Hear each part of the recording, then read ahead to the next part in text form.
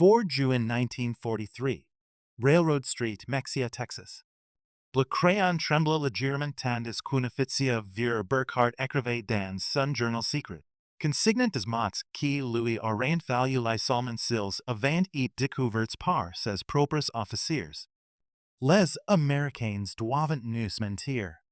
Aucun pays ne pourrait posséder une telle abondance en menant une guerre sur deux fronts. Par el fenter du train, il venait d'y voir quelque chose qui contredisait tous ans de propagande nazie. Des lumières électriques brillantes dans chaque ferme, chaque coin de rue, derrière chaque vitrine. Une constellation infinie d'électricité s'étendait sur les plains texans dix heures du soir. En Allemagne, les règlements de coupure d'électricité avaient plongé le Reich dans l'obscurité depuis 1940. Mais avant la guerre, l'électrification rurale n'avait atteint que 20% des fermes allemandes. Portant ici dans CQLA propagande nazie décrivait comme une Amérique décadente et en ruine, l'électricité coulait comme l'eau. 1850 vétérans de l'Afrika Korps derwin Rommel descendant du train de passagers. Pas de wagons spéciaux, pas de wagons de marchandises, mais des voitures Pullman Rambaries avec service de restauration et couchettes. Toute la population de Mexia s'était rassemblée pour assister leur arrivée. Si quoiqu'un d'eux ne savait, c'est que ce moment déclencherait la transformation psychologique la plus profonde de l'histoire moderne, une démolition méthodique de l'idéologie nazie par la simple démonstration de la puissance industrielle américaine. Les mathématiques de la victoire alliée ne s'écrivaient pas dans les plans de bataille, mais dans les statistiques de production qui allaient bientôt pulvériser toutes les certitudes que ces soldats portaient sur leurs ennemis, leur patrie et leur cause. L'effondrement avait commencé le 13 mai 1943 en Tunisie. Le général Jürgen von Arnim, remplaçant de Rommel, s'était rendu avec environ 275,000 soldats allemands et italiens. Les chiffres variant car des unités disperses continuant de se rendre durant plusieurs jours. Les combattants du désert les plus expériments de la Wehrmacht des hommes qui avaient repoussé les Britanniques jusqu'en Égypte, qui avaient gagné le respect, mais réticents, de Montgomery, étaient soudainement prisonniers. Parmi eux se trouvait le Hauptmann Friedrich Radke, de corps de la Croix de Fer de première classe, vétéran de la campagne de France, blessé du foie en Afrique du Nord. Son journal, retrouvé des décennies plus tard aux archives nationales, allait fournir aux historiens le récit le plus détaillé de l'impact psychologique de la captivité américaine sur les soldats allemands. Le voyage de la défaite et la révélation avait commencé au port d'Oran en Algérie. Alors que Radke et 30 000 autres prisonniers attendaient dans des camps improvisés les navires de transport. L'efficacité américaine commençait d'être fisher leurs certitudes. L'armée américaine traitait chaque jour des milliers de prisonniers avec une précision organisationnelle qui dépassait tout ce que la Wehrmacht avait accompli, ni l'apogée de sa puissance. Cartes d'identité, photographies et archives. Examens médicaux réalisés, vaccinations administrées. Droits de la Convention de Genève expliquent en allemand fluent par des officiers américains spécialement formés pour ce moment. Mais le premier vrai choc vint de la nurture. L'Oberrichter Hans Müller, capture avec la 21 e Division blindée, écrivit ça huit mois plus tard. Dans la Cajaron, pendant que nous attendions les navires, les Américains nous ont mis une que nous ne l'avions et en 6 mois de guerre du désert. Du pain blanc, du vrai café, de la viande du foie par jour. Nous pensions que c'était de la propagande, quils voulaient nous impressionner. Nous n'avions pas compris que c'était le ration militaire standard. Les Liberty ships qui allaient les transporter travers l'Atlantique étaient humides des monuments et la puissance industrielle américaine. Le SS Robert E. Perry avait été construit en 4 jours, 15 heures et 29 minutes aux chantiers navals Kaiser de Richmond, en Californie. Unfait qui aurait été rigide comme propagande impossible si les allemands l'avaient su. Ces navires, produits raison de trois par jour au sommet de la production, revenant après avoir livré des fournitures au théâtre européen. Plutôt que de repartir vide, ils transportaient jusqu'à 30 000 prisonniers par mois l'année 1943. La traversée de l'Atlantique de 2 semaines en juillet 1943 constitua la duxième phase de la démolition psychologique. Le faible Kurt Zimmermann de la 90 Division Lager tint un récit détail qui servent dans des lettres sa famille après son rapatriement. L'équipage du navire, note-t-il, générait chaque jour plus de restes alimentaires que toute sa compagnie n'avait reçu de rations hebdomadaires durant les derniers mois en Afrique. Les marins américains jetaient des steaks moitié manges, des miches entières de pain, des gallons de lait restes trop longtemps, écrivit Zimmermann. Ils le faisaient ouvertement, sans arrière-pensée, non pas pour nous narguer, mais parce que pour eux gaspillage ne signifiait rien. Leur approvisionnement était sans limite. Les navires unis devinrent des salles de classe flottantes de la puissance américaine. Les prisonniers découvrirent que le navire qui les transportait faisait partie de 2710 Liberty ships construites pendant la guerre. Chacun nécessitait 250 000 pieces assemblées partir de composants fabriques dans 32 états. Les moteurs, apprirent ils grâce des gardes américains bavards, étant construits dans 3 usines distinctes, chacune produisant des cylindres de 900 chevaux, ensuite assemblés dans ports qui, 2 ans plus tard, n'existaient presque pas.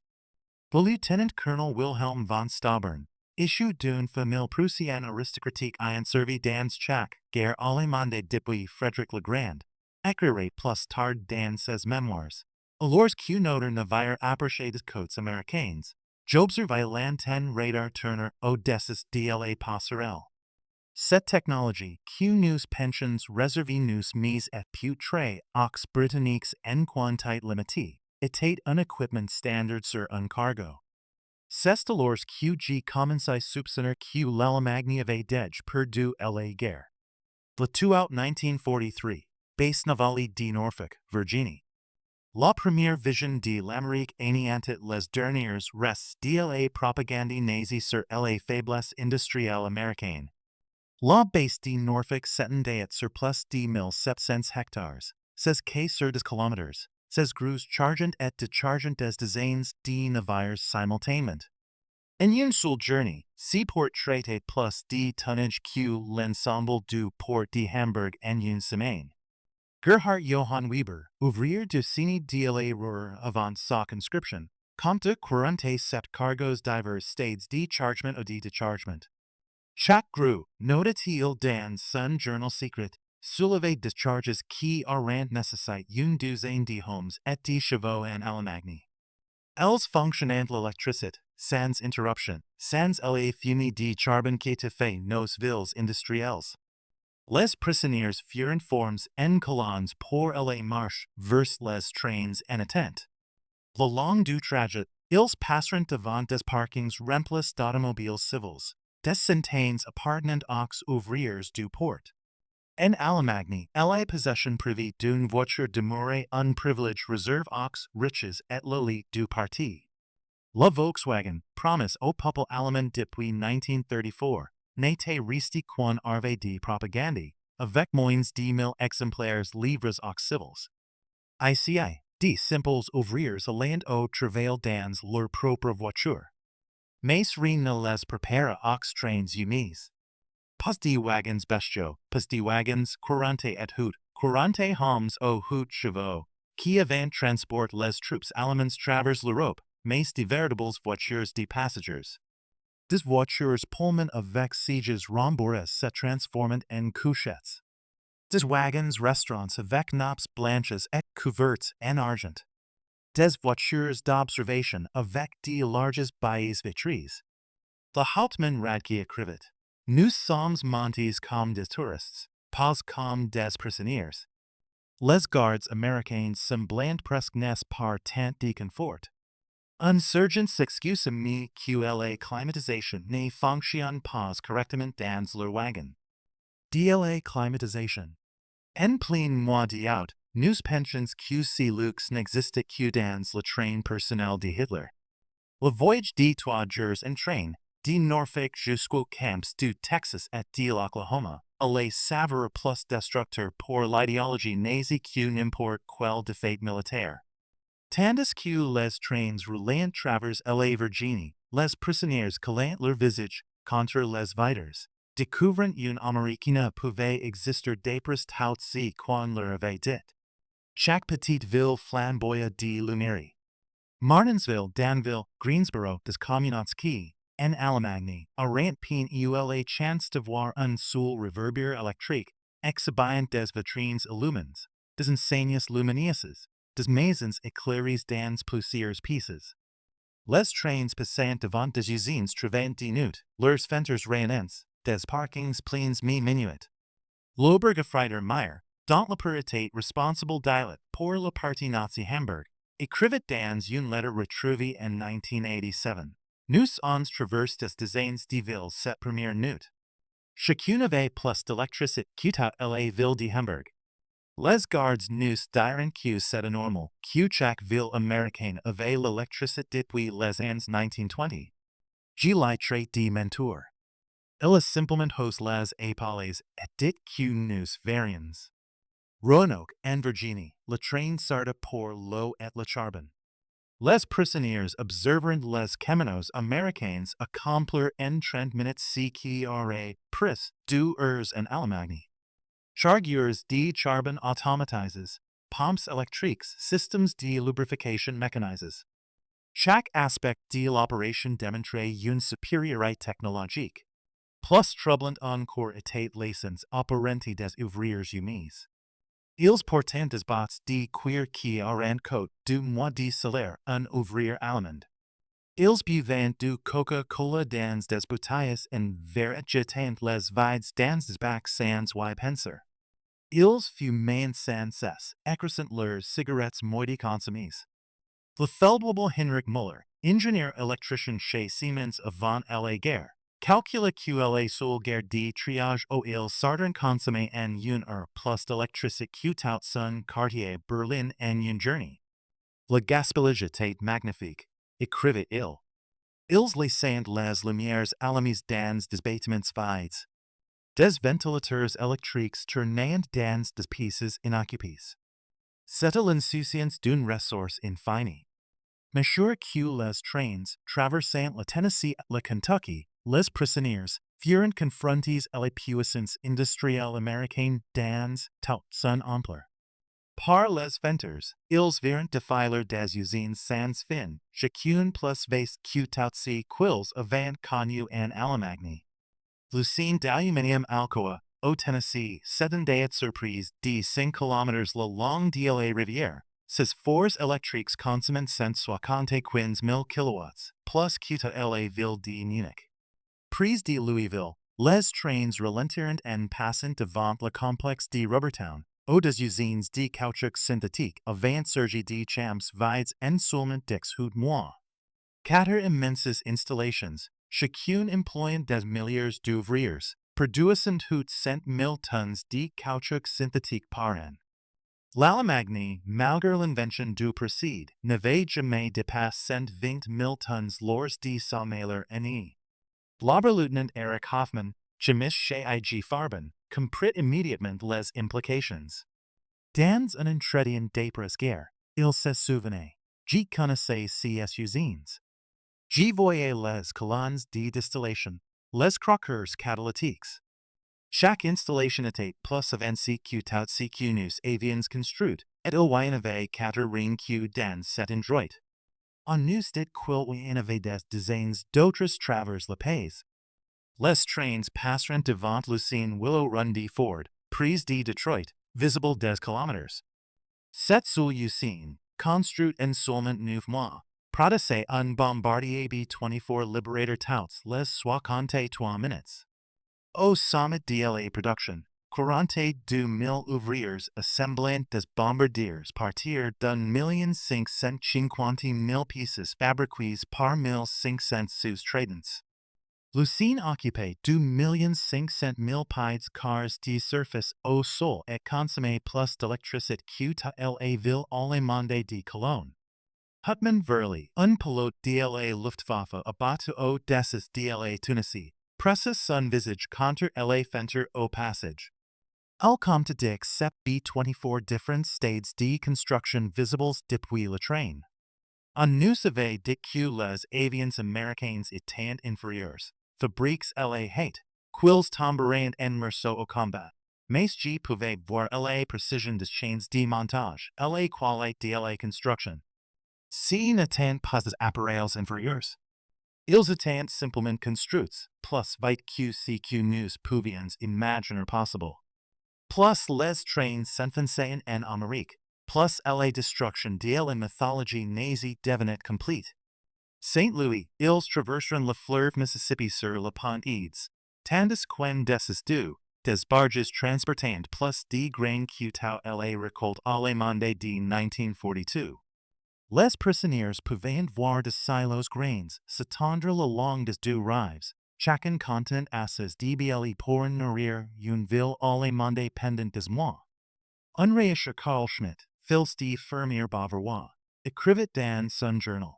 Les Américains transportent la nourriture comme nous transportons les munitions, en quantité sans fin, sans se soucier des pertes. J'ai vu une seule barge chargée d'assez de blé pour nourrir tout mon village pendant 5 ans. Le grutier mangeait un sandwich avec de la viande plus épaisse que notre ration hebdomadaire.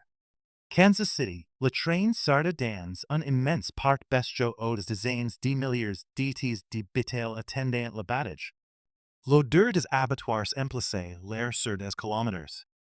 Les prisonniers allemands, qui avaient survécu en Afrique avec 200 grammes de viande par semaine dans les bons jours, regardaient les ouvriers américains manger des sandwiches au bœuf pendant leur pause de joiner.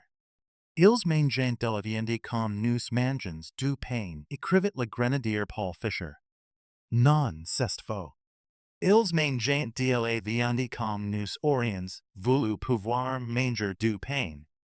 Le garde nous acheta des hamburgers un stand prise de la guerre. Viande fromage, légumes sur du pain blanc pour 15 cents. O en acheta 20 sans réfléchir, paya avec un seul billet $1. Ce n'était pas un privilège. C'était leur nourriture normale. L'arrivée dans les camps humides marqua le niveau suivant de démolition cognitive. Le camp d'Hearn, au Texas, construit en seulement 4 mois, abrité entre 3,000 et 4,800 prisonniers dans des conditions meilleures que ce que la plupart avaient connu comme civils. Des baraquements en bois avec éclairage électrique, toilettes chassées d'eau, douches chaudes et chauffage vapeur. Chaque bâtiment utilisait plus de bois que n'en possédant des villages allemands entiers. L'hôpital du camp stupéfia le personnel médical parmi les prisonniers. L'Oberstleutnant, Lieutenant-Colonel Medicine Friedrich Bauer, chirurgien en chef de la 164e Division Lager, se retrouva dans un établissement mieux équipé que la plupart des hôpitaux civils allemands. Des appareils de radiographie, du matériel chirurgical, des fournitures pharmaceutiques introuvables en Allemagne depuis 1941. Tout cela en dotation standard pour des prisonniers ennemis. Ils avaient de la pénicilline, témoigna plus tard le docteur Bauer, ce médicament miracle dont nous n'avions entendu que des rumeurs. Ils l'utilisaient librement, mais pour des prisonniers atteints d'infections mineures. Des soldats allemands mourant faute de simples sulfamides, et les Américains nous donnaient sans hésitation leur médecine la plus avancée. La cuisine du camp devint une autre salle de classe de la prospérité américaine. Les prisonniers affects aux cuisines découvrirent des chambres froides, des batteurs électriques, des lave-vaisselle automatiques et des cuisinières gaz capables de préparer des repas pour 5,000 hommes. La ration quotidienne comprenait du lait frais, des œufs, de la viande, des légumes et du pain blanc, en quantités que les civils allemands n'avaient pas vues depuis 1939. Le faible Otto Krebs, ancien chef de hôtel Munich, écrivait: Aujourd'hui, nous en jeté plus de nourriture que ma famille n'en a vu en 3 ans. Pas de la nourriture avariée, simplement de l'excédent. Les règlements américains exigent que nous préparions dix pour cent de plus que nécessaire pour garantir que chaque prisonnier reçoive sa ration complète. Le surplus est jeté. J'ai pleuré en jetant du pain parfaitement bon à la poubelle. En septembre 1943, la pénurie de main d'œuvre dans l'agriculture américaine entraîna l'emploi de prisonniers dans les champs et les usines travers le pays. Cette décision, dictée par la nécessité, s'avéra plus destructrice pour l'idéologie nazie que n'importe quel programme de propagande.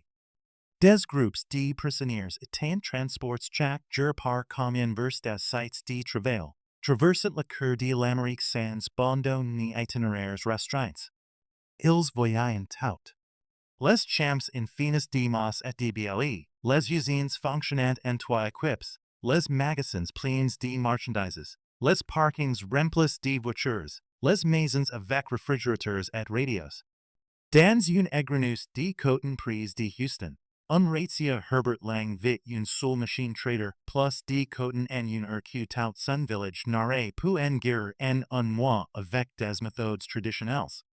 L'engrenus fonctionnait grâce l'électricité fournie par la Colorado River Authority, un programme d'électrification rurale qui avait apporté le courant 90% des fermes texans en 1943.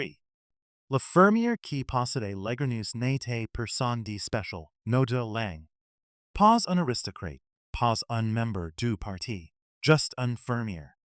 Pourtant il avait l'électricité, l'eau courante, un camion, une voiture et un tracteur. Esses ouvriers, y compris les noyers, mangeant dans boîtes contenant plus de nourriture que les ouvriers allemands n'en recevaient en une semaine. Et c'était normal. Chaque ferme que nous traversions était alimée. Au Nebraska, les prisonniers travaillèrent dans des champs de betteraves sucrières, témoins d'une mécanisation agricole qui défiait toute compréhension. Une seule moissonneuse batteuse apparent ils pouvait faire le travail de 100 hommes. Les champs s'étendaient jusqu'à l'horizon, chacun plus vaste que des comtés entiers en Allemagne.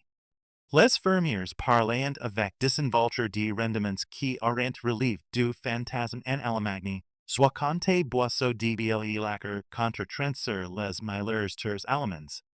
Le Gefreiter Wilhelm Hoffmann, travaillant dans une ferme prise de Scottsbluff, écrivait: Le fils du fermier, un garçon de 6 ans, conduisait un tracteur valant plus que tout ce que mon père avait gagné en une vie. Quand je le lui fis remarquer, le garçon rit et répondit que ce n'était ni pas un tracteur particulièrement bon. Son père attendait un nouveau modèle de John Deere qui serait encore meilleur. Les révélations les plus dévastatrices viennent pour les prisonniers employés pris des usines américaines, au l'intérieur. Bien que les règles de la Convention de Genève interdisaient le travail direct dans la production de guerre, les prisonniers de guerre pouvaient être employés dans des industries permettant de libérer des ouvriers américains pour la production militaire. Cette subtilité juridique permet des milliers de prisonniers allemands d'être témoins de la puissance industrielle américaine de leurs propres yeux. Dans une usine Campbell Soup du New Jersey, les prisonniers virent des chaînes de production qui traitaient plus de tomates en une seule journée que la plupart des usines allemandes en un mois. L'installation fonctionnait avec un personnel réduit de femmes et de vieillards. La plupart des jeunes travailleurs étaient mobilisés. Pourtant, la production dépassait les niveaux d'avant-guerre. Le stabsfeldable Ernst Wagner, qui avait travaillé dans une usine allemande de transformation alimentaire avant la guerre, nota son expérience. Tout était automatisé. Des tapis roulants électriques, des machines de remplissage automatiques, des cuiseurs vapeur traitant des centaines de boîtes en mi-temps. Une vieille femme surveillait les commandes qui auraient nécessité cinquante ouvriers en Allemagne. Elle faisait cela tout en écoutant à la radio et en buvant du café. Prise de Detroit, des prisonniers qui déchargeant du charbon dans une centrale électrique errant un aperçu de la reconversion de l'industrie automobile et la production de guerre. Le complexe de River Rouge, visible de l'autre côté de l'eau, employait 100 000 travailleurs produisant des jeeps, des moteurs d'avion et des chars. L'usine consommait 1,5 million de kilowatts d'électricité par jour, plus que tout à la ville de Hamburg. Nous pouvions voir les parkings, écrivit le Bürgerfreiter Franz Kellner. Des milliers de voitures appartenant aux ouvriers. En Allemagne, nos officiers possédaient rarement une voiture. Ici, les ouvriers du Cine venaient travailler en voiture. Le garde nous dit que beaucoup avaient deux voitures, une pour le travail et une pour la famille. Nous pensions qu'ils se moquaient de nous. L'hiver 1943, l'impact cumul de ces observations produisait ce que les officiers américains du renseignement appelaient le syndrome d'effondrement idéologique chez les prisonniers. La division des projets spéciaux, le programme secret de rééducation dirigé par le Bureau du Privat Général, documented un nombre croissant de prisonniers demandant l'accès aux journaux américains, aux livres et aux matériels éducatifs. Le Major Paul Noland, membre de l'équipe de surveillance, reporta en décembre 1943, les prisonniers ne contestent plus quand on leur montre des statistiques de production. Ils en ont trop vu. Les nazis les plus fanatiques sont devenus silencieux. Ils restent loyaux envers l'Allemagne, mais ne parlent plus de victoire. Beaucoup remettent ouvertement en question ce qu'on leur avait dit sur l'Amérique. Les journaux de camp, rédigés par les prisonniers unis, commenceront réfléchir cette transformation. Du Ruff, le journal publié Fort Kearney, Rhode Island, glissa peu du nationalisme défiant vers des discussions sur la démocratie, les systèmes économiques et la reconstruction d'après-guerre. Les rédacteurs, soigneusement coiffés parmi les prisonniers anti-nazis, trouveront leur public de plus en plus réceptif.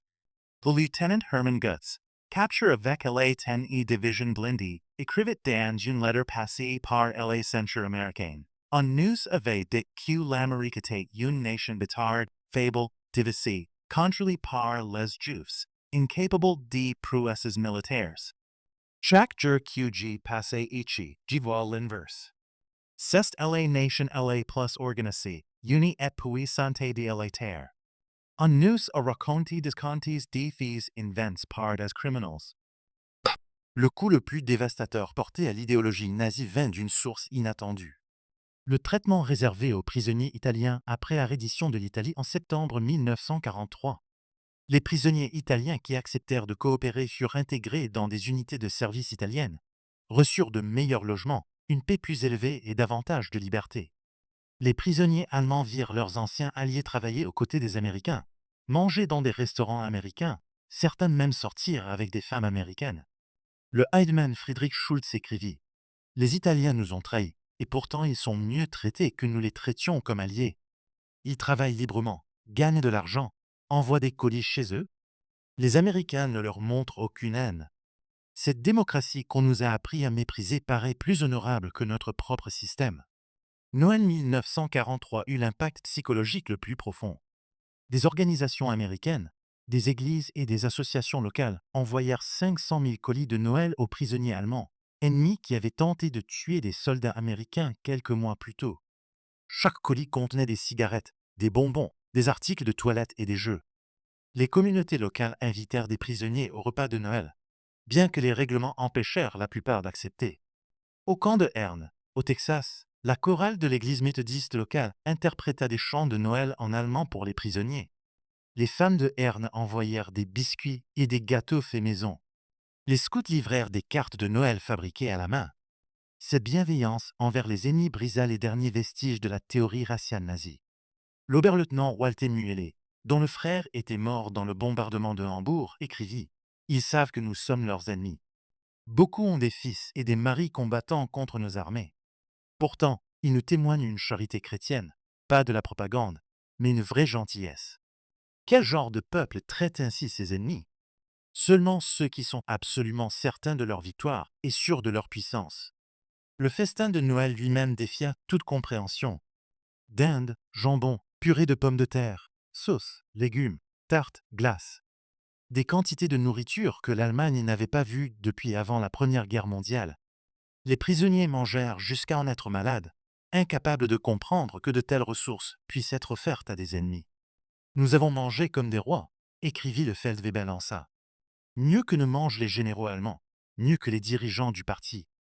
Et ce n'était pas exceptionnel. Les gardes nous ont dit que c'était un repas de Noël américain normal, que chaque famille américaine mangeait la même chose. Si on nourrit des prisonniers ainsi, que doivent donc manger leurs propres soldats? Au début de 1944, plus de 40 000 prisonniers allemands étaient inscrits à des programmes éducatifs. Ils étudiaient l'anglais, l'histoire américaine, les mathématiques et les sciences. L'université de Chicago proposait des cours par correspondance. L'université de Stanford envoyait des professeurs donner des conférences sur la démocratie et l'économie. La soif de savoir était insatiable. Des prisonniers, à qui l'on avait dit que les Américains étaient des barbares sans culture, découvrirent des bibliothèques contenant des millions de livres, des universités ouvertes à toutes les classes sociales, une recherche scientifique à la pointe du monde. Ils lisaient librement les journaux américains, comparant différents points de vue, chose impensable en Allemagne nazie. Le docteur Wilhelm von Braun, physicien enrôlé de l'Institut Kaiser Wilhelm, assista à des conférences sur la physique atomique au camp Shelby. Plus tard, il écrivit « Des professeurs américains, y compris des réfugiés juifs venus d'Allemagne, nous enseignaient sans haine. Ils parlaient de la science comme d'un bien universel, appartenant à toute l'humanité. Ils avaient des années d'avance sur la recherche allemande et partageaient leur savoir avec des ennemis. Cette générosité d'esprit était incompréhensible pour des esprits façonnés par l'idéologie nazie. Les théâtres du camp projetaient des films américains, non pas de la propagande, mais des productions hollywoodiennes classiques. Les prisonniers virent Autant en emporte le vent, découvrant une représentation de la défaite et de la reconstruction américaine qui résonnait avec leur propre situation. Ils virent les raisins de la colère, stupéfaits qu'un pays montre une telle autocritique à des ennemis. Ils ne cachent rien, écrivit le lieutenant Joseph Cramé. Ils montrent leurs problèmes, leurs échecs, leurs conflits. Pourtant, cette honnêteté les rend plus forts, pas plus faibles. En Allemagne, une telle critique signifierait la mort. Ici, elle est considérée comme patriotique. Le printemps 1944 apporta l'élargissement des programmes de travail des prisonniers, alors que la production américaine atteignait son sommet.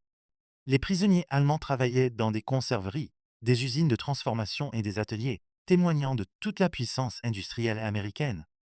Les chiffres racontaient une histoire qu'aucune propagande ne pouvait contrer. À l'usine Higginbot de la Nouvelle-Orléans, les prisonniers déchargeaient de l'acier qui deviendrait des péniches de débarquement pour le jour J. Ils virent les ouvriers assembler 700 bateaux par mois, chacun nécessitant 20 000 pièces. L'usine employait 20 000 travailleurs, dont des milliers de femmes qui conduisaient des grues, soudaient des coques et dirigeaient les chaînes de production. Le Stabsfeldwebel Kurt Zimmermann a écrit « Des femmes faisant le travail des hommes, des noirs manipulant des machines complexes, des adolescents utilisant des perceuses. Tout ce qu'on nous avait dit être impossible en démocratie. Pourtant, la production ne s'arrêtait jamais. 3 équipes, 24 heures sur 24, 7 jours sur 7. Ils fabriquaient plus de bateaux en un mois que toute notre marine en une année. À Republic Steel, dans l'Ohio, les prisonniers furent témoins d'une production de 10 000 tonnes d'acier par jour. Les hauts-fourneaux tournaient en continu, alimentés par des trains sans fin transportant du minerai de fer du Minnesota et du charbon de Pennsylvanie. L'échelle dépassait toute compréhension allemande. J'ai travaillé à Krupp avant la guerre, écrivit l'Oberwachtmeister Paul Hartmann. Je croyais comprendre la production industrielle, mais ceci dépassait l'imagination. Ils gaspillaient plus d'acier en perte que nous pouvions en produire. Les ouvriers se plaignaient des heures supplémentaires tout en fabriquant des quantités inaccessibles pour nous, même avec du travail forcé et des doubles équipes. L'été 1944, les récoltes finirent de démolir la propagande nazie sur la prétendue faiblesse américaine. Les prisonniers allemands travaillaient dans tout le Midwest, voyant une production agricole capable de nourrir le monde.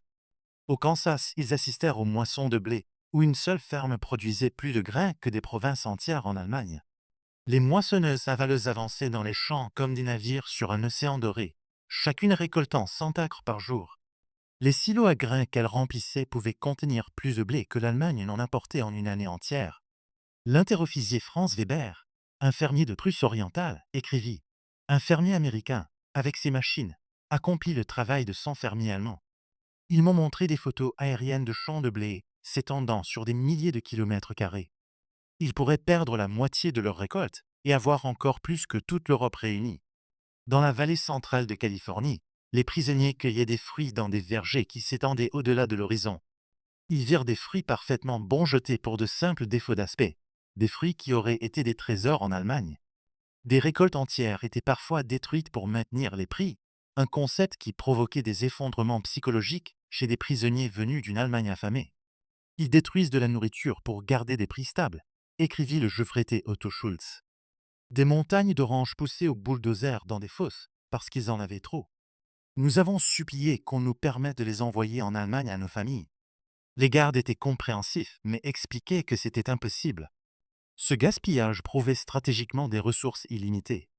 Le 6 juin 1944, quand la nouvelle de l'invasion de Normandie atteignit les camps, les prisonniers allemands connurent leur effondrement idéologique final. L'ampleur de l'opération, 6 000 navires, 11 000 avions, 150 000 hommes dans la première vague, démontrait une capacité d'organisation américaine dépassant les rêves les plus fous de l'Allemagne nazie. Les prisonniers du camp Shelby virent les actualités filmées de l'invasion quelques jours plus tard. Ils virent les flots ininterrompus de navires, les ports artificiels, le système d'approvisionnement livrant 15 000 tonnes par jour sur des plages ouvertes. Ils virent leur patrie écrasée par la nation même qu'on leur avait présentée comme trop faible pour se battre. L'auberge-freté Friedrich von Tobin écrivit: Nous avons alors compris que tout était perdu. Pas seulement la guerre, mais tout le projet nazi. Nous avions défié la plus grande puissance industrielle du monde, avec des contes de fées et une mythologie raciale. Nous avions envoyé des chevaux contre leurs camions, des fusils contre leurs armes automatiques, du courage contre leurs ressources illimitées. Tout au long de leur captivité, les prisonniers allemands firent l'expérience de quelque chose qui remettait en cause l'idéologie nazie plus que toute richesse matérielle, l'humanité américaine. Malgré la propagande qui présentait les Américains comme faibles et sentimentaux, les prisonniers découvrirent un peuple assez sûr de sa force pour faire preuve de clémence. Quand le fils du sous-officier en Miller mourut lors du bombardement d'Hambourg, le commandant du camp américain remit lui-même le message de la Croix-Rouge et présenta ses condoléances. Quand la femme du lieutenant Paul Fichet écrivit qu'elle peinait à nourrir ses enfants, des groupes d'églises américaines envoyèrent des colis alimentaires en Allemagne à des civils ennemis, dans une nation que l'Amérique bombardait activement. Ils distinguaient le peuple allemand du régime nazi, écrivit le caporal Otto. Ils disaient qu'ils combattaient Hitler, pas les Allemands. Cette distinction, qui paraissait de la propagande, s'avéra sincère. Ils nous préparaient à reconstruire l'Allemagne après la guerre, non à la détruire. Le traitement médical marqua particulièrement les prisonniers. Des médecins allemands travaillèrent aux côtés du personnel médical américain, apprenant de nouvelles techniques, utilisant des équipements avancés. Les prisonniers bénéficièrent d'opérations qui n'auraient été accessibles qu'à l'élite en Allemagne. Des soins pour la santé mentale, pratiquement inconnus dans la Wehrmacht, furent proposés aux soldats traumatisés. Le docteur Friedrich Boe écrivit: Il traitait les tentatives de suicide par des conseils, pas par des punitions. Les prisonniers en dépression recevaient une thérapie, pas des coups. Cette humanité envers des ennemis révélait une force que nous n'avions jamais comprise, la confiance du vrai pouvoir. En mars 1945, le programme secret de rééducation avait produit des résultats remarquables. Plus de 25 000 prisonniers s'étaient portés volontaires pour suivre des cours de démocratie. Les journaux des camps publiaient des articles sur le gouvernement constitutionnel, les marchés libres et les droits civiques. Des groupes de discussion débattaient de l'avenir de l'Allemagne après la guerre. Le succès du programme dépassa toutes les attentes. Des prisonniers arrivés en Asie fanatique écrivaient désormais des essais sur la reconstruction démocratique. Des officiers qui avaient juré fidélité à Hitler planifiaient la mise en œuvre des méthodes agricoles américaines dans l'Allemagne d'après-guerre. Nous sommes devenus des missionnaires de la démocratie, admit l'adjudant Hermann Göring, sans lien avec le maréchal Duresch, lors d'un entretien en 1975. Non par la contrainte ni par la propagande, mais par l'observation. Nous l'avons vu fonctionner. Nous avons vu des gens ordinaires vivre mieux que l'aristocratie allemande. Nous voulions cela pour l'Allemagne. La transformation fut si complète que les autorités américaines craignirent un enthousiasme excessif des prisonniers pour les façons américaines. Certains demandèrent à rester en Amérique après la guerre. D'autres épousèrent des Américaines rencontrées par correspondance à travers les programmes des camps. Des milliers émigrèrent finalement aux États-Unis dans les années 1950. Avril 1945 apporta la révélation finale. Quand les forces américaines libérèrent les camps de concentration en Allemagne, les images furent montrées aux prisonniers. Beaucoup refusèrent d'abord d'y croire, affirmant qu'il s'agissait de propagande, mais les preuves étaient accablantes. Témoignages de soldats américains, photographies, actualités filmées et finalement lettres d'Allemagne confirmant l'horreur. L'impact psychologique fut dévastateur. Des hommes qui avaient gardé une certaine fierté de l'honneur allemand malgré la défaite militaire durent affronter l'effondrement moral total de leur nation. Tout ce pour quoi ils s'étaient battus n'était pas seulement vaincu, mais criminel. Le caporal Walter Schmidt rédigea le résumé le plus éloquent. Nous pensions être des guerriers pour une grande cause. Nous avons découvert que nous étions des outils entre les mains de criminels. Nous croyions apporter la civilisation à des peuples inférieurs. Nous avons découvert que nous étions les barbares. Les Américains que nous disions faibles et décadents nous ont montré ce que signifiait réellement la civilisation. Quand la guerre prit fin en mai 1945, les prisonniers allemands affrontèrent leur rapatriement avec des sentiments partagés. Ils avaient vu une Amérique qui contredisait tout ce qu'ils croyaient. Ils avaient mieux mangé en prison qu'en tant que soldats. Ils avaient été traités avec plus de dignité par leurs ennemis que par leur propre gouvernement. Les derniers mois de captivité furent consacrés à préparer le retour dans une Allemagne détruite. Les autorités américaines offrirent une formation professionnelle, un enseignement agricole et une instruction politique. Les prisonniers entendirent parler du plan Marshall avant même son annonce, comprenant que l'Amérique allait reconstruire plutôt que punir l'Allemagne. Ils nous ont préparés à reconstruire notre pays, écrivit le sergent Friedrich von Tauben. Ils nous ont donné des compétences, des connaissances, de l'espoir. Ils ont transformé des soldats vaincus en futurs citoyens. Cette générosité des vainqueurs était incompréhensible pour des esprits façonnés par la vindicte nazie. Entre 1945 et 1946, 360 et 683 prisonniers allemands furent rapatriés depuis les camps américains. Ils retrouvèrent une Allemagne divisée, détruite et démunie. Mais ils rapportèrent avec eux quelque chose de précieux, la connaissance du fonctionnement d'une société industrielle démocratique. Les prisonniers qui avaient connu la prospérité américaine devinrent malgré eux des agents de transformation dans l'Allemagne d'après-guerre. Ils avaient vu l'efficacité industrielle, la productivité agricole et la prospérité démocratique. Ils savaient que la reconstruction était possible parce qu'ils avaient vu une société l'accomplir. Beaucoup d'anciens prisonniers jouèrent un rôle important dans la reconstruction de l'Allemagne de l'Ouest. Kroll, détenu au camp Shelby, devint ambassadeur de la République fédérale d'Allemagne aux États-Unis. Walter Elstein, qui avait enseigné des cours au camp Kau, devint président de la Commission européenne. Rudiger von Marr, détenu au camp Terne, devint représentant permanent de l'Allemagne auprès des Nations unies. Edward Ackermann, prisonnier à Fort Robinson, devint un leader de la réforme agricole allemande. Ils ont apporté les méthodes américaines à l'industrie allemande, l'efficacité américaine à l'agriculture allemande et les idéaux démocratiques américains à la politique allemande. Le miracle économique des années 1950 s'est en partie construit sur le savoir acquis dans les camps de prisonniers américains.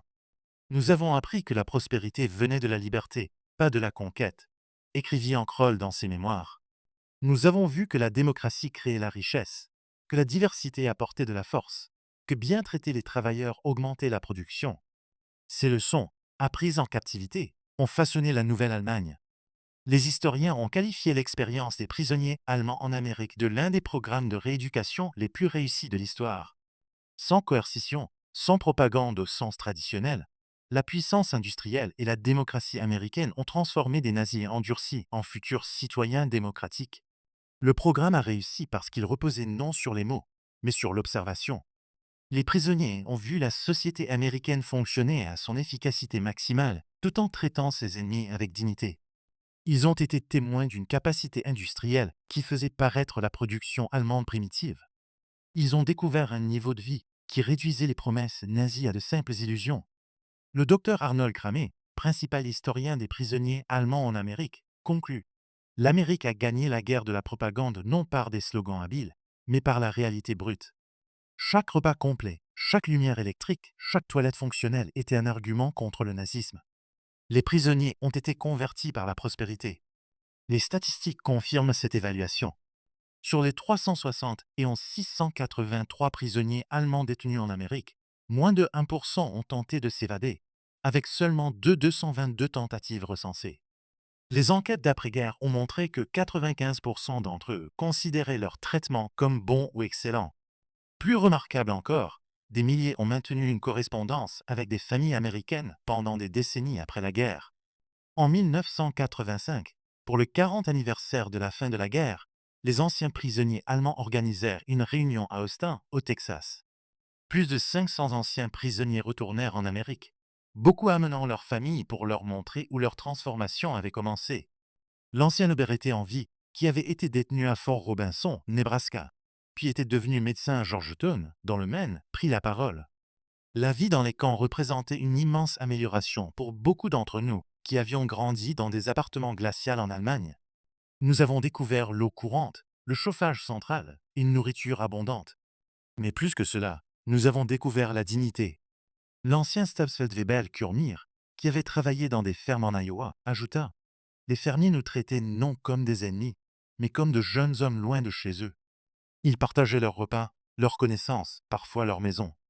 Cette humanité, venant de gens dont les fils combattaient contre nous, cela nous a changés pour toujours. » Au dîner de la réunion de 1985, l'ancien Oberhermann Gu, alors âgé de 78 ans, prononça le discours principal qui résuma l'essence de cette transformation. Nous sommes venus en Amérique en ennemis, en Asie, en croyant d'un mensonge.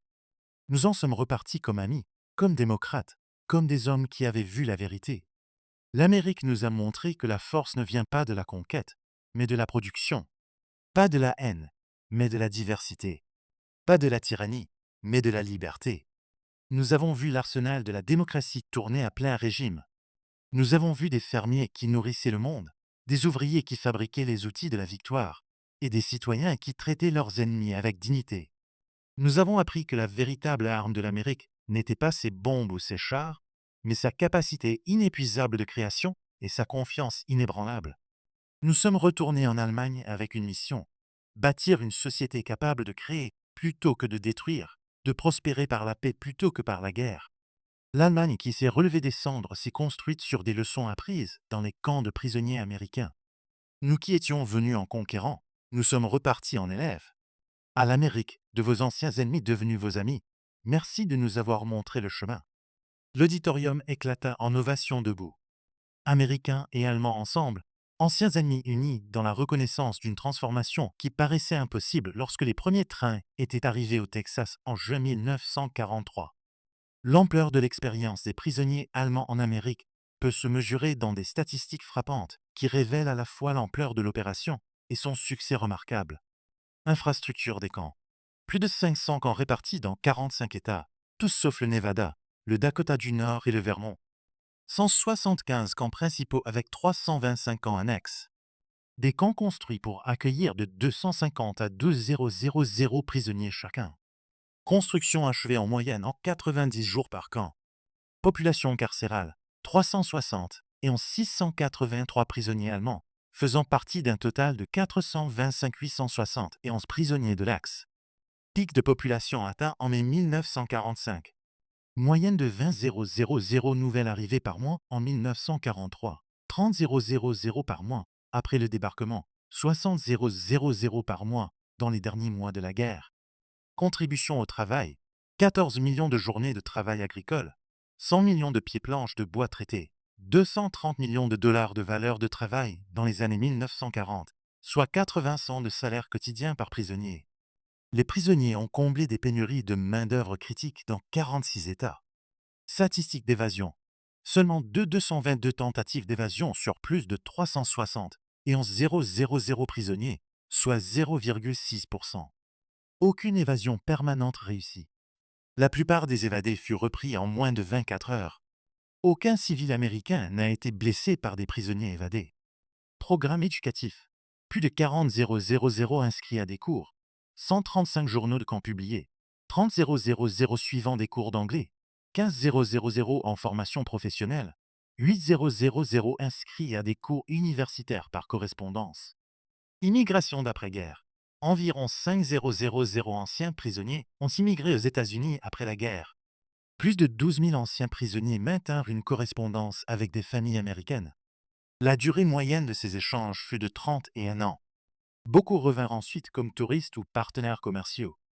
Quant au traitement reçu, 95% l'évaluèrent comme bon ou excellent. 74% estimèrent que leur captivité avait changé positivement leur vision du monde. 61% exprimèrent un intérêt à apprendre la démocratie. Moins de 10% conservaient encore des convictions nazies en 1945. Les prisonniers allemands qui avaient découvert la puissance industrielle américaine n'avaient pas seulement été témoins de l'histoire, ils avaient été transformés par elle. Leur captivité était devenue une éducation. Leur défaite s'était muée en révélation. Et leur emprisonnement en libération des chaînes idéologiques du nazisme. Au final, la plus grande victoire de l'Amérique ne fut pas remportée sur le champ de bataille, mais dans les camps de prisonniers. Là, la preuve éclatante de la prospérité démocratique accomplit ce qu'aucune armée n'aurait pu faire, la transformation totale des esprits ennemis. Les prisonniers étaient arrivés persuadés de la supériorité allemande et de la faiblesse américaine. Ils repartirent en connaissant la vérité. La puissance industrielle américaine n'était pas seulement écrasante, elle était incompréhensible pour des esprits façonnés par la pénurie et la tyrannie. Les trains qui les avaient conduits à la captivité en 1943 transportaient des guerriers du Troisième Reich. Les navires qui les ramenèrent en Allemagne en 1946 transportaient des architectes de la démocratie. Ils avaient vu l'avenir, et ils fonctionnaient. Leur histoire témoigne d'une vérité profonde. L'arme la plus puissante de l'Amérique n'était pas sa force militaire, mais la preuve irrésistible de la capacité d'une société libre à créer l'abondance. Les prisonniers allemands furent d'abord stupéfaits par la puissance industrielle des États-Unis, mais finalement, ils furent conquis par elle. Dans leur transformation se trouvaient les graines de la rédemption européenne d'après-guerre et de la défaite définitive du rêve nazi.